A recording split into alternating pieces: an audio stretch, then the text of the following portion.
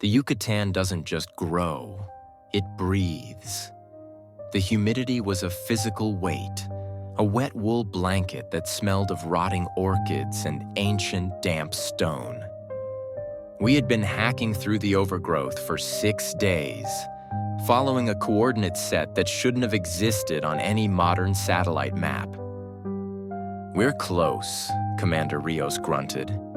He wiped a mixture of sweat and insect repellent from his forehead with the back of a tactical glove. "GPS is flickering, but the magnetic variance is off the charts. Something big is just over this ridge." I adjusted the strap of my pack, my fingers tracing the edge of my linguistics kit. I was here to translate the untranslatable, symbols found on a shard of black glass recovered from a black market dig. Beside me, Dr. Eris was muttering to himself, his skin pale despite the heat. "The architecture. It's wrong, Leo," Eris whispered to me. "The Aztecs didn't use volcanic glass this far south, and the dates on that shard, they predate the Olmecs. This shouldn't be here." We broke through a wall of ferns and stopped dead. The ground simply ended. Ahead of us was a perfectly circular sinkhole, a cenote, but it wasn't filled with water. It was a crater of shadows, 300 feet across. Rising from the center like a jagged tooth emerging from a gum was the top of a pyramid. It wasn't made of limestone.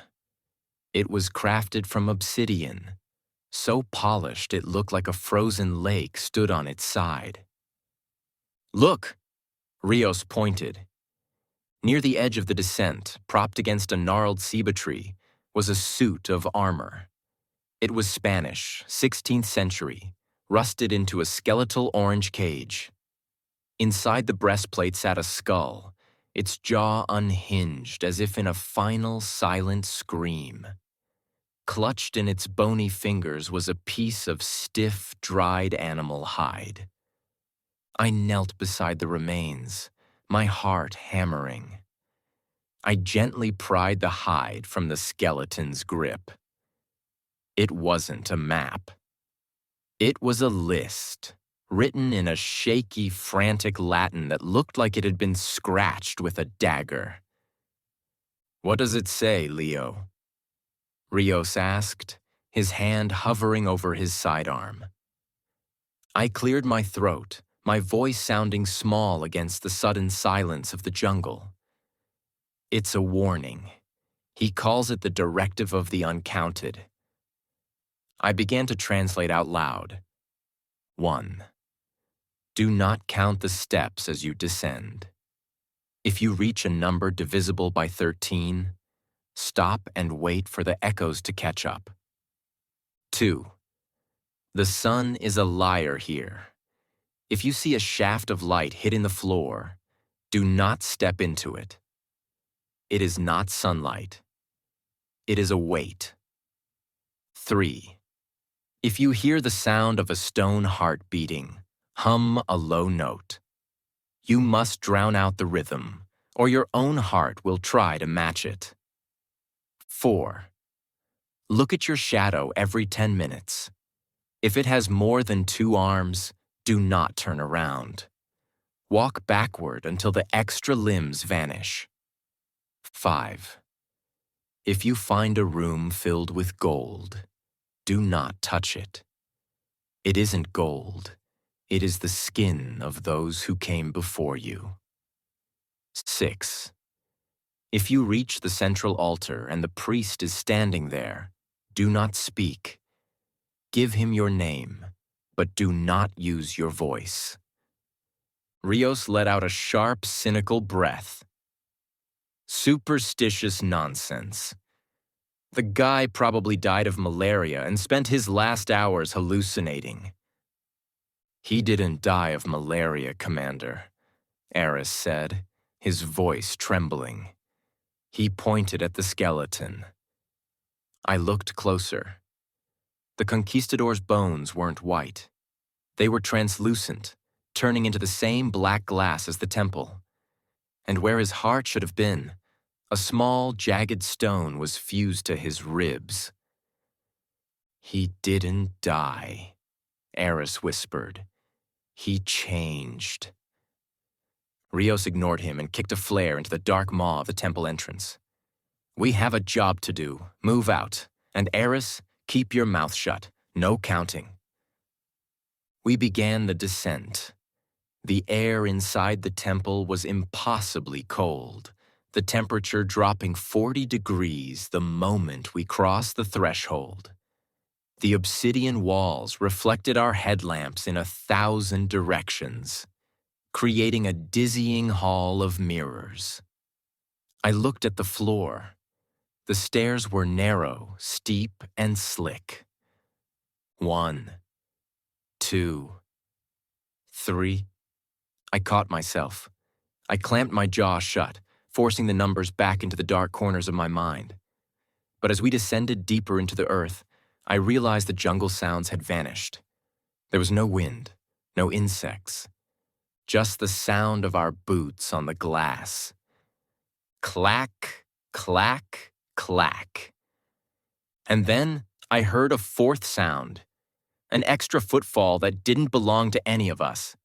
It was heavy, wet, and followed a half-second behind our own. "Rios," I whispered. "Don't look back." I checked my watch. It had been 10 minutes. I looked at the floor where my shadow was cast by Rios's light. My shadow was standing perfectly still, even though I was moving. And it was slowly raising a third, elongated arm toward my throat. Chapter 2. The Descending Dark. The obsidian stairs felt like walking down the throat of a great frozen beast. The walls were so polished that our headlamps didn't illuminate the path. They created a blinding, fractured world of white light and absolute shadow. Every time I moved, a dozen versions of me moved in the glass, stretching away into an infinite dark distance. "Stay close," Rios commanded. His voice, usually a bark of authority, was muffled here, as if the walls were drinking the sound. "And for God's sake, keep your eyes on the person in front of you." I tried to obey, but the shadow rule was a physical itch in the back of my mind. I kept my chin tucked, glancing down at the dark silhouette cast against the steps. My shadow was no longer a perfect mimic. It was sluggish, trailing behind my movements by a fraction of a second. And the third arm, that long, spindly limb, was now joined by a fourth, both of them reaching out from my shadow's torso like the legs of a spider. I stopped. I didn't turn around. I simply took a step backward, then another, my heart hammering a frantic rhythm against my ribs. "Leo, what are you doing?" Eris hissed. He was behind me, his eyes wide and bloodshot. "The shadow," I whispered, my eyes locked on the floor. "Back up, Eris, now." We shuffled backward like penance seekers for 3 agonizing steps. On the third step, the extra limbs on my shadow flickered and snapped back into the main trunk of the silhouette. The shadow was mine again. "It's just a trick of the light," Eris muttered. Though his hands were shaking so hard, he had to grip the strap of his pack to keep from dropping it. "Refraction. Total internal reflection. The obsidian is acting like a prism." He was trying to use science as a shield, but the shield was paper thin. He began to move faster, his breathing coming in shallow, jagged gasps. He was terrified of the silence. He was terrified of the dark. And in that terror, he fell back on the most basic human instinct for order. He began to count. 1, 2, 3, he whispered. Eris, shut up! I snapped, grabbing his shoulder. He jerked away, his eyes glazed. I have to know how deep we are, Leo. If I know the depth, I can calculate the pressure. I can calculate the exit. 12, 13. The word 13 didn't leave his lips so much as it was pulled from them. The moment the syllable hit the air, the stairs beneath us vanished. Not physically, I could still see them, but the perspective shifted. The staircase, which had seemed to descend another 50 feet, suddenly stretched into a mile-long ribbon of black glass. The walls moved outward, expanding until we were standing on a narrow ledge in a void so vast our headlamps couldn't find the ceiling. And then the echoes arrived. 13, 13, 13. The voices weren't Oris's. They were a chorus of whispers, thousands of them, repeating the number in a dozen different languages. Latin, Spanish, a harsh, glottal tongue that I recognized as an archaic form of Nahuatl. Wait for the echoes to catch up. I remembered the rule. Rios, stop. Don't move. Rios ignored me. He had his rifle raised, scanning the dark. Something's moving out there. Movement at 6 o'clock. He fired a burst. The muzzle flashes lit up the void for a microsecond. In that flash, I saw them. They were perched on the edges of the obsidian ribbon, figures that looked like men, but their skin was the same polished black as the walls. They had no eyes, only deep vertical slits, and they were crouched like vultures waiting. They're waiting for the number, I screamed. The echoes intensified, the word 13 becoming a roar that vibrated the very glass we stood on. Eris was on his knees, hands over his ears, sobbing. 26, he screamed, trying to drown them out. 26, 39. Every time he shouted a multiple of 13, the obsidian beneath us groaned. Fissures appeared in the glass, glowing with a faint, sickly purple light. The figures in the dark began to crawl closer, their long, glass-like fingers clicking against the stairs. Click, click, click. Rios, we have to stay still. I grabbed the commander's tactical vest, pulling him back. The rule, wait for the echoes. We stood frozen. Aris was still counting, but the echoes were catching up to him, overlapping his voice until the sound became a solid wall of noise. The black figures were only feet away now, their scent hitting me, a smell of old ozone and dried blood. Then, the noise stopped. The echoes reached the current moment. The silence that followed was so heavy it made my ears bleed. The staircase snapped back to its original dimensions. The void vanished. We were back in a narrow corridor of obsidian, the exit just 20 feet above us. But Aris was gone. In his place sat a pile of black volcanic sand, and resting on top of the sand was his glasses, the lenses perfectly intact, reflecting the beam of my headlamp. He counted, Rios whispered, his voice trembling. He didn't wait. I looked at the walls. A new carving was forming in the glass, the stone weeping a dark, thick sap. It was a face, Eris's face, frozen in the moment of his final count. "Don't look at it," I said, my voice sounding like it belonged to someone else. "We have to keep going. We haven't reached the light yet." Chapter 3. The Weight of Light. Rios didn't mourn Aris. He couldn't afford to. He simply adjusted his pack, checked the action on his rifle, and stepped over the pile of black sand that used to be our historian. His eyes were hard, fixed on the path ahead, but I saw the tremor in his hands. "The light is changing," he muttered. He was right. The oppressive ink-black darkness of the upper tunnels was being pushed back by a faint golden radiance.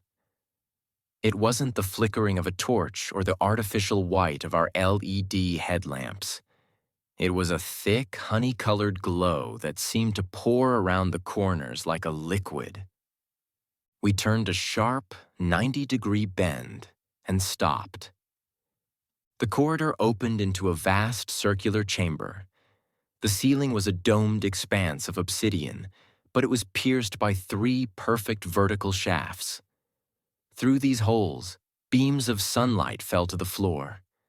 It looked like paradise.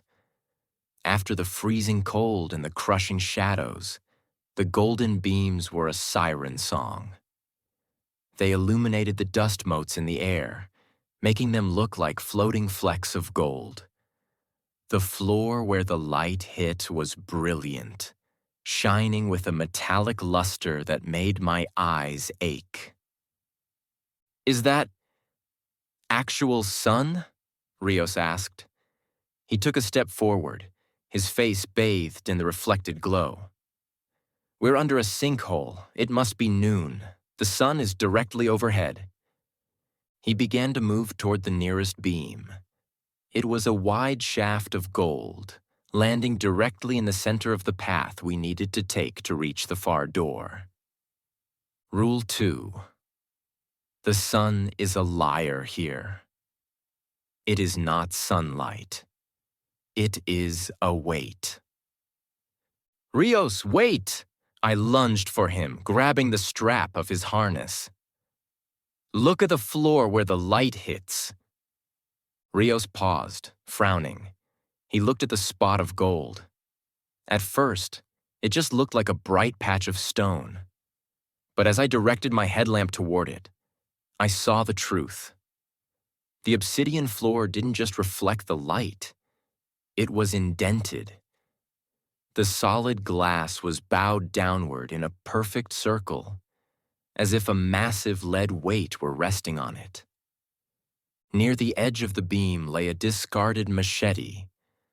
One Rios must have dropped earlier. Half of the blade was in the shadow. The other half was in the light. The half in the light wasn't just bright. It was flat. The steel had been crushed into a leaf of metal no thicker than a sheet of paper, fused into the obsidian floor. "It's not a shadow," I whispered, my voice trembling. "It's a column of pressure."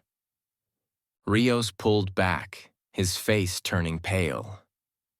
"If I had stepped in there, you would have been part of the flooring," I finished. We looked around the room. There were dozens of these golden patches on the floor. Now that my eyes were adjusted, I realized they weren't just decorative. They were shaped like things. One patch had the distinct silhouette of a jaguar, flattened into a 2-dimensional gold leaf. Another looked like a human hand, fingers splayed in a final, desperate reach. "How do we get across?" Rios asked, his voice low. "The beams are moving." He was right. As the celestial bodies above shifted, or as the temple itself rotated, the shafts of light were crawling across the floor with the slow, inevitable pace of a clockie's hand. We began a frantic, terrifying dance. We moved in the gaps, our eyes glued to the floor, watching the edges of the gold. The air near the beams was hot, not the warmth of the sun, but the heat of friction. The sound of the atmosphere being compressed into a diamond-hard pillar. The sound was low at first, but it grew into a mechanical hum. The light was moving faster now. One beam swept toward us, cutting off our retreat.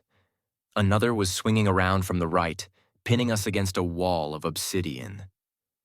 "The door," I pointed. The exit was 30 feet away, but a beam of light was currently parked right in front of the threshold. "We have to jump it," Rios said, his military pragmatism returning. "If we time the swing..." "You can't jump a weight like that, Rios. If even your heel catches it, it'll pull your whole body down." Suddenly, a third beam dropped from the ceiling, directly behind us. We were trapped in a shrinking triangle of shadow. The floor began to groan under the collective tonnage of the light. "Leo, look!" Rios shouted. He pointed to a series of mirrors, obsidian discs polished to a high sheen, mounted on pivoting stone pillars around the room. "The light is a liar," I repeated the rule. "It's not just a weight, it's a tool." I ran to the nearest pillar. It was freezing to the touch. I put my weight against it, the stone groaning as it turned. I tilted the obsidian disc into the path of the approaching beam. The moment the light hit the mirror, the weight shifted. The pillar didn't just reflect the glow, it buckled. The stone base cracked, and the mirror began to hum with a violent, vibrating energy. But the beam was diverted. It shot sideways, hitting the far wall with a sound like a cannon blast, shattering the obsidian into 1,000 black diamonds. "Go now!" I screamed. We bolted through the gap I had created. We reached the far door just as the beams converged on the center of the room. There was a sickening, wet crunch, the sound of the very air being pulverized. We slammed the stone door behind us, plunging ourselves back into the merciful dark. I leaned against the wall, gasping for air. My skin was stinging. I looked at my arms. Where the reflected golden glow had touched me, my skin was turning yellow. Not the yellow of a bruise, but the deep metallic luster of 24-karat gold. I touched my forearm. It didn't feel like flesh. It felt like cold, hard metal. "Leo," Rios whispered from the darkness. He wasn't looking at me. He was looking at the floor. Thump, thump, thump. It wasn't a sound. It was a vibration. It was coming from the walls, from the floor, from the very air itself. The stone heart had started to beat. Chapter 4. The Heart in the Walls. The sound didn't come from a single direction. It was subterranean and atmospheric all at once. A wet, heavy thud that made the obsidian floor beneath our boots jump. Thump, thump.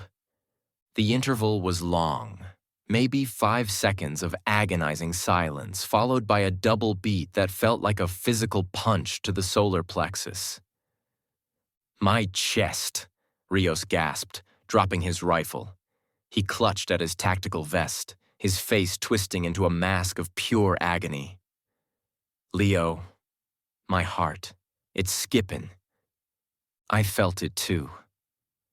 My pulse, usually a frantic light tapping in my neck, was being forcibly realigned. Every time the tempo beat, my own heart would stall, waiting for the stone to give it permission to continue. It was a terrifying, stuttering rhythm. Rule 3. If you hear the sound of a stone heart beating, hum a low note. You must drown out the rhythm, or your own heart will try to match it. "Rios, I shouted, but my voice was thin, robbed of its power by the encroaching vibration. I took a deep breath, pushing past the gold-stiffened skin on my ribs, and let out a low, guttural drone. The sound vibrated in my sinuses, a tiny, buzzing shield against the mountain's pulse. It felt ridiculous, a man humming against the weight of an ancient god. But as the resonance filled my skull, the crushing pressure on my chest eased. My heart found its own path again, a frantic but independent rhythm. "Rios, match me!" I grabbed his shoulders, shaking him. Rios was turning blue. His heart had locked into the temple's cycle. He was waiting for the next beat, his body a captive to the stone. Thump, thump. The sound was louder now. Dust shook from the ceiling. A crack appeared in the obsidian wall, and for a split second, I saw what was behind the glass. It wasn't earth or rock. It was a massive, wet, red-gray muscle the size of a house, glistening with a thick, translucent bile. The temple wasn't a building. It was a rib cage. Damn you, I roared. And then I began to sing, not a song, but a single, continuous note, a low, vibrating growl that I forced from the very bottom of my lungs. Rios finally caught the frequency. He let out a ragged, desperate moan that eventually settled into a steady hum. We stood there in the dark, two men vibrating like tuning forks, while the temple's heart tried to shatter us. We began to move, shuffling down the corridor, never letting the hum falter. If I stopped to inhale, Rios held the note. If he faltered, I increased my volume. It was a symphony of survival. As we moved deeper, the walls changed. The obsidian was no longer smooth. It was covered in carvings that moved in time with the heartbeat. I saw a calendar, the Tonalpohualli, but the day signs weren't static. They were screaming. The flint knife, the skull, the jaguar. They were all twisting in a slow, agonizing dance of stone. "Leo," Rios groaned between hums. "Look at the shadows." I glanced down. Our headlamps were flickering, dying under the electromagnetic pulse of the heart. In the strobing light, our shadows were massive. They didn't have forearms anymore. They had hundreds. They looked like feathered serpents coiling around our feet, their limbs merging with the cracks in the floor. My shadow's head was no longer human. It was a wide, flat obsidian mask with a tongue made of golden leaf. "Don't look at them," I warned. "Focus on the sound. Focus on the exit." We reached a set of massive jade doors. They were translucent, glowing with a faint internal rot. There were no handles, only two indentations in the shape of human hands. Rule 5. If you find a room filled with gold, do not touch it. It isn't gold. It is the skin of those who came before you. The room beyond the jade doors was blinding.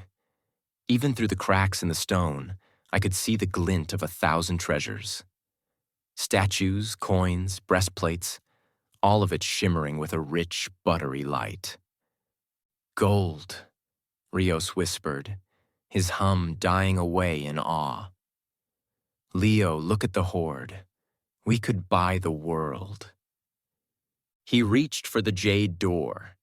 His hand, already stiffening with the gold plague, moved toward the hand-shaped indentation. "Rio, stop! Look at the statues!" I pointed my dying headlamp into the room. The statues weren't carvings of gods. They were men. One was wearing a conquistador's helmet. Another was wearing a tattered 1920s expedition jacket. A third was wearing a modern tactical vest, exactly like Rios's. They weren't made of gold. They were gold.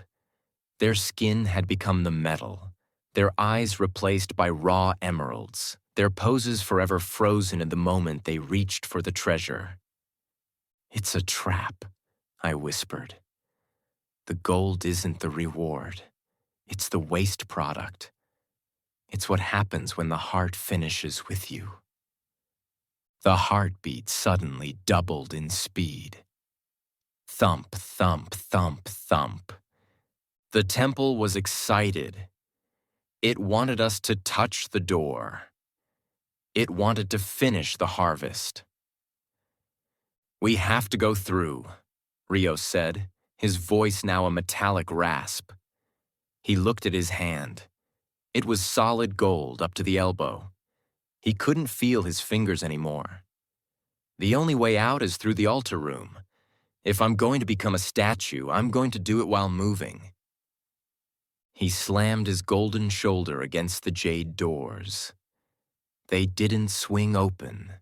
They dissolved into a fine green mist.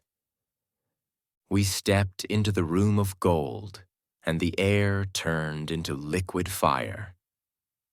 Chapter 5. The Transformation. The air in the room of gold didn't just feel hot.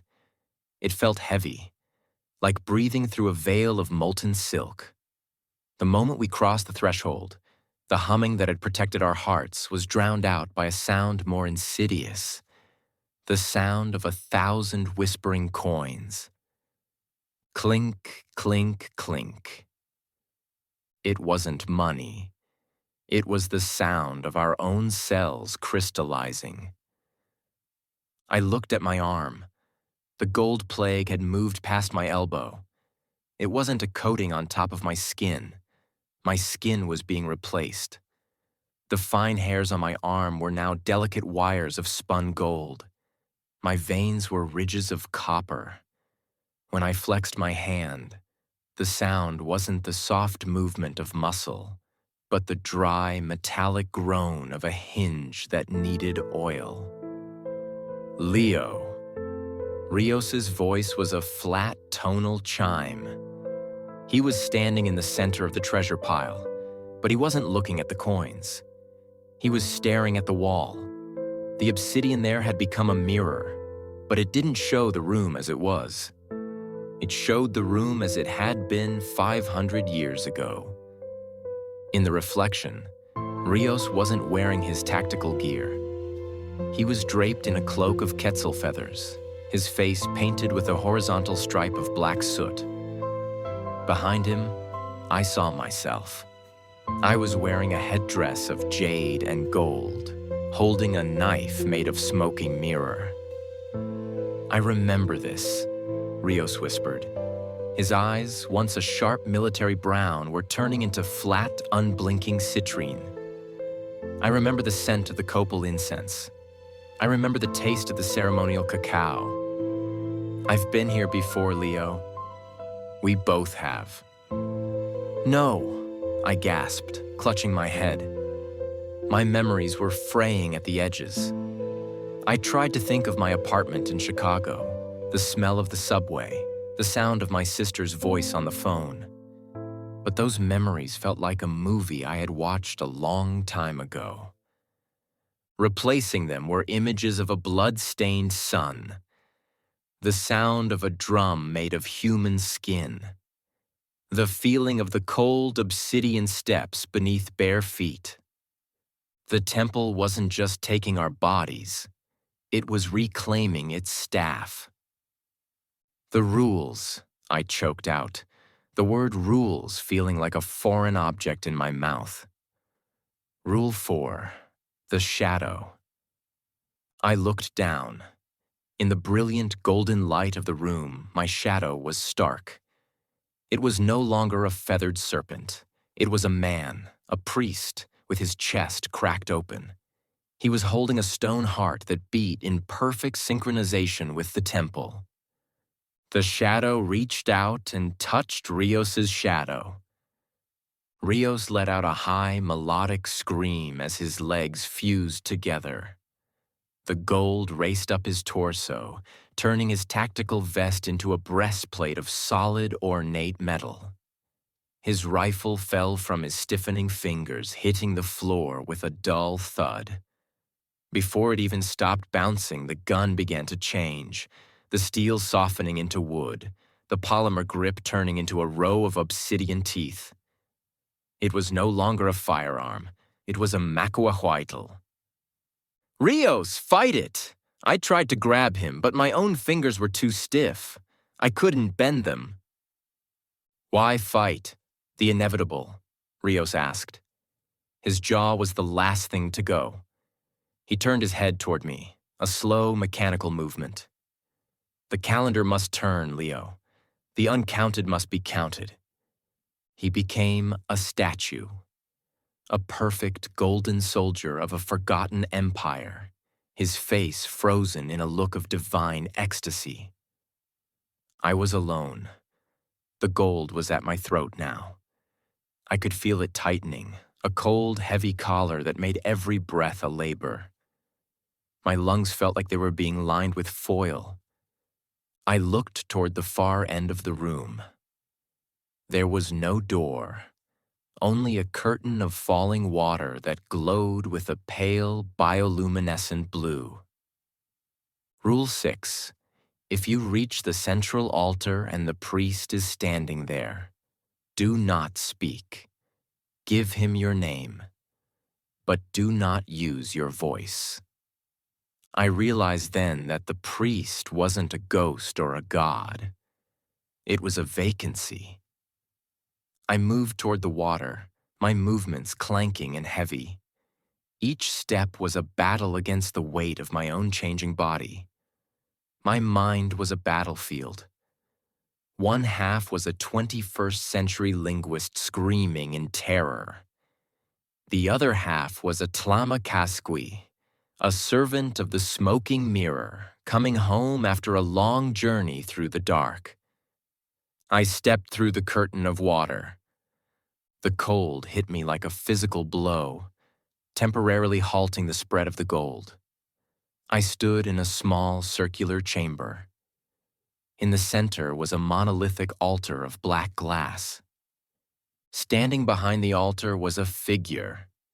He was dressed in tattered rags that might have been a business suit 100 years ago. His skin was the color of a bruised plum, and his eyes were missing, replaced by two perfectly round, polished hematite spheres. He held a knife of obsidian in one hand and a stylus in the other. He was waiting. He didn't move. He didn't breathe. He was the previous priest, and he looked exhausted. I walked to the altar. The gold reached my chin. I had 1 minute left of being human. 1 minute to decide if I was the sacrifice or the successor. Chapter 6. Revelation. The priest did not speak, but the air around him vibrated with the weight of 1 billion forgotten seconds. As I approached the altar, the gold plague reached my lower lip. I could no longer taste the salt of my sweat or the metallic tang of the chamber. I could only taste the cold, indifferent purity of the metal. The figure behind the altar, the man in the tattered suit, tilted his head. The hematite spheres in his sockets caught the blue light of the water curtain, reflecting my own golden face back at me. He held out the stylus. It wasn't a pen. It was a splinter of bone, sharpened to a needle point, stained with the ink of centuries. Rule 6. Give him your name, but do not use your voice. I understood now. To speak a name is to give it breath, to let it vibrate in the air of the living. To give a name without a voice is to etch it into the stone, to tether your soul to the architecture of the temple. The priest reached out and grabbed my golden hand. His grip was surprisingly warm, the only warm thing in this frozen tomb. He turned my palm upward. With the stylus, he began to carve into the gold of my skin. He didn't write Leo. He wrote a series of dots and bars, the long count notation of the Maya, the mathematical language of the Aztecs. He was translating my life into a number. Every heartbeat I had ever had, every word I had ever spoken, every person I had ever loved was being condensed into a single cosmic sum. As he carved, the revelation flooded my mind. The temple wasn't a tomb for the dead. It was a gyroscope for time. The world outside, the cities, the forests, the oceans, existed only because this heart continued to beat. Time is not a natural river. It is a machine that requires maintenance. The uncounted were the gears. Every few centuries, the friction of reality wore down the current priest, and the temple needed a fresh source of duration to keep the gears turning. If the heart stopped, time would not just end. It would collapse into a single frozen moment. The sun would stop in the sky. The rain would hang in the air like glass. Mothers would be frozen in mid-breath over their children. I wasn't a victim of a curse. I was the new battery for the universe. The priest finished the final stroke on my palm. He looked at me, and for a second, the hematite spheres seemed to soften. He leaned in, his dry, papery lips brushing against the golden shell of my ear. "I am Eris," he didn't say, but the thought appeared in my head. I was Eris. I was the conquistador. I was the boy who watched the stars from the top of the Great Pyramid. Now I am just the silence between the beats. Thank you for coming, Leo. I am so very tired. He handed me the obsidian knife. The gold reached my eyes. The world turned into a shimmering yellow haze. I felt the last of my human memories, the smell of Chicago rain, the feel of a steering wheel being pulled out of me like silk threads. They were being woven into the walls of the temple, becoming part of the gold that paved the floors. The previous priest stepped back. His violet plum-colored skin began to flake away. He wasn't turning into a statue. He was turning into dust. He had been used up. Every second of his life had been burned to keep the world moving. He vanished into a pile of gray ash, which the wind of the heartbeat immediately scattered into the dark. I stood behind the altar. I picked up the stylus. My body was now entirely solid gold, but I could move. I moved with a heavy, grinding grace. I felt the heart of the temple beneath my feet. It was my heart now. Thump, thump. Somewhere, thousands of miles away, a clock ticked. A child was born. A wave hit a shore. They did these things because I was standing here, holding the knife. But then I heard it. The sound of a machete hacking through ferns. The sound of a radio crackling with static. Station 1 to recovery team. We have a visual on the sinkhole. It's massive. We're moving in to retrieve the linguist and the security team. Over. The special recovery team had arrived. Fresh duration, new gears. I looked at the obsidian wall beside the altar. It was blank, waiting for the 7th rule. My hand moved automatically. I didn't write for them. I wrote for the thing I used to be. The gold had finally claimed my face, but it didn't feel like a mask. It felt like my true skin. Through my hematite eyes, which had grown into the sockets the moment the previous priest dissolved, the world was no longer a collection of objects. It was a flow of energy. I saw the heat of the jungle above leaking down through the vents. I saw the cold, blue vibration of the water curtain. And I saw the approaching recovery team as a cluster of frantic, flickering candles in the dark. They were loud. They were messy. They were full of time. And they were spending it with every panicked breath. I looked at the obsidian wall. The surface was smooth, a dark mirror reflecting the eternal golden glow of the chamber. My hand, heavy and precise, reached out. I didn't need a chisel. My fingernails were now blades of black glass, sharper than any surgical tool. I began to carve. I didn't write in Latin or English. I wrote in the language of the temple, a series of glyphs that pulsed with their own internal light. But as I carved, the meaning echoed in the minds of anyone who would ever stand where I stood. 7.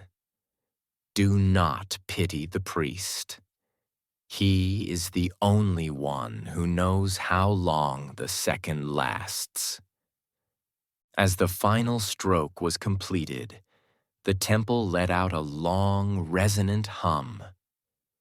The gold on the floors brightened. The statues of the previous explorers shifted slightly, their metallic joints settling into new positions. The trap was reset. The calendar was wound. The first member of the recovery team burst through the jade doors. He was young, wearing a high-tech tactical helmet with a built-in HUD. He stopped dead, his flashlight beam swinging wildly across the room, reflecting off the mountains of gold. "Jesus," he whispered. "Command, this is Miller. You're not going to believe this. The whole place, it's a treasury. We found the motherlode." I stood perfectly still behind the altar. To him, I was just another statue, a particularly ornate one, draped in shadows and glowing with an eerie internal light. He didn't see the way the obsidian knife in my hand vibrated. He didn't see the gold dust swirling around my feet. "Wait," Miller said, his voice dropping. "I see a figure behind the altar. It looks like a priest." He stepped closer, his boots crunching on the golden scales of the floor. He was ignoring the rules. He wasn't humming. He wasn't checking his shadow. He was already counting the value of the room in his head. 1 million, 10 million, a billion. The temple's heart gave a violent, joyful thump-thump. Miller gasped, clutching his chest. "My heart. Command. I think the air is thin down here. I'm feeling lightheaded." "Stay calm, Miller." A voice crackled in his ear. "We're right behind you." I watched him. I felt the hunger of the stone beneath my feet, the way the temple reached out for his vitality. I wanted to warn him. I wanted to tell him to turn back, to run into the green hell and never look back.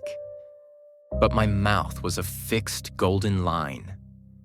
And besides, if he left, who would hold the knife when I was used up? Who would keep the sun in the sky for the people I used to know? Miller reached the edge of the altar. He looked into my hematite eyes. For a second, a flicker of recognition crossed his face. He saw the linguist buried beneath the gold. "Leo," he whispered.